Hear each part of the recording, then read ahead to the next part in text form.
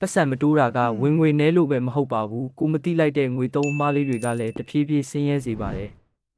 ပထမအမားကလစာရတာနဲ့အရင်သုံးပြီးကြံမှစုတာပါဝယ်ချင်တာတွေဝယ်ပြီးနောက်ဆုံးပတ်စံအိတ်ကိုကြည့်တော့နည်းနည်းပဲကြံတော့တာအလွတ်ဖြစ်နေတာဖြစ်တတ်ပါတယ်ဒုတိယအမားကလိုအပ်တာမဟုတ်ပဲရှော့ဈေးဆိုပြီးဝယ်နေခြင်းပါဒါကလည်းရှော့ဈေးရတယ်လို့ထင်ရပေမဲ့တစ်ဖက်မှာငွေကနှုတ်ယူသွားပါတယ်တတိယအမှားကဝင်ငွေတိုးဖို့မလိလာတာပါကိုကဖုံးမဲကြည့်နေပြီးအခွင့်အရေးတွေကိုလက်လွတ်နေတတ်ပါတယ်ငွေကြေးလွတ်လပ်ချင်ရင်အရင်စုပြီးလိုတာပဲဝယ်ကိုအမျက်တိုးတက်အောင်လေ့လာပါဒီအလေးအကျင့်သေးလေးတွေကအနာဂတ်ကိုပြောင်းလဲပေးနိုင်ပါတယ်